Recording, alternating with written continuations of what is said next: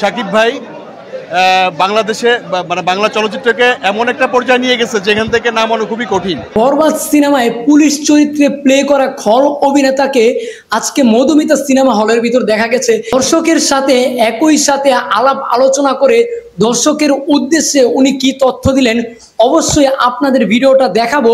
সকলেই চ্যানেলটাকে সাবস্ক্রাইব করে একটা লাইক দিয়ে সঙ্গেই থাকুন। গাইস, বাংলা চলচ্চিত্রের ইতিহাসে এটাই কিন্তু সবচেয়ে বড় ক্যানভাসের সিনেমা, এটাই কিন্তু সবচেয়ে বড় বাজেটের সিনেমা, এটাই কিন্তু সবচাইতে এডিটিংয়ের মাইরে বাপের সিনেমা। গ্যাস, এই সিনেমার ভিতরে যতটুকু আপনি বলেন যে বিজিএম ব্যবহার করা হয়েছে, এডিটিং ব্যবহার করা হয়েছে, কালারফুল ব্যবহার করা হয়েছে, কোরিওগ্রাফার ব্যবহার করা হয়েছে, টাকা ব্যয় করা হয়েছে, সমস্ত কিছু মিলিয়ে কিন্তু বাংলাদেশের সর্বকালের সর্বশ্রেষ্ঠ বাজেটের সিনেমা এটা, সর্বকালের সর্বসুন্দর সিনেমা, ভালো গল্পের সিনেমা কিন্তু এটা।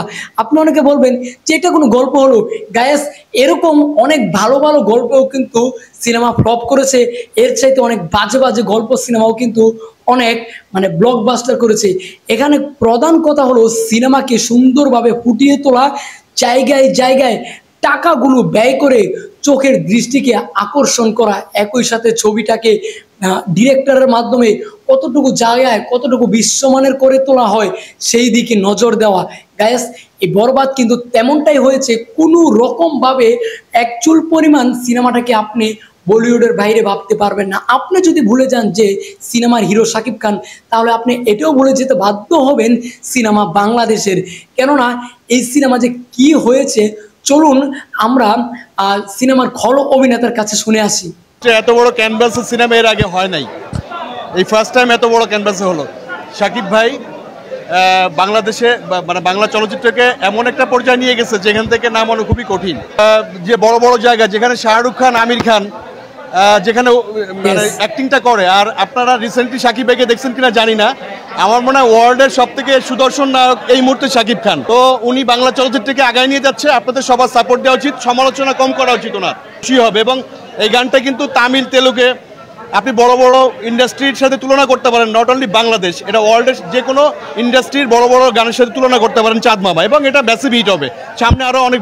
গ্যাস, এটাই বাস্তব, এটাই সত্য, এমনটাই কিন্তু বাংলাদেশের শাকিব খান।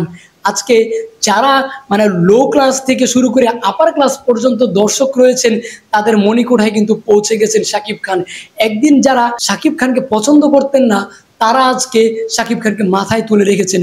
গায়েস, এখানে কিন্তু কিছু কিছু অডিয়েন্স বলেছেন, আমি ভিডিও ক্লিপটা আপনাদের দেখাতে পারছি না, যে উনি বলেছেন যে আমার সিনেমা তোমরা দেখবা না, তোমাদেরকে সিরিয়াল ধরে লাইন ধরিয়ে খাড়া করিয়ে অপেক্ষা করিয়ে আমার সিনেমা তোমাদের দেখাবো, এই লেভেলের সিনেমা করে তোমাদের আমি প্রমাণ করে দেব।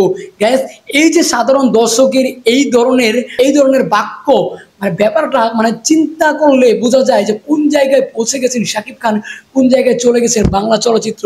এই বাংলা চলচ্চিত্রকে নিচে নামানোর আর কোনো সিস্টেম নেই, আর কোনো আপনারা যারা ষড়যন্ত্র করছেন পারবেন না। যদিও পারেন অন্যান্য হিরোদের সিনেমা কিছুটা ক্ষতি করতে হয়তো পারবেন, কিন্তু সাকিবের সিনেমা ক্ষতি করার আর কোনোভাবেই আপনারা পসিবল হতে পারবেন না।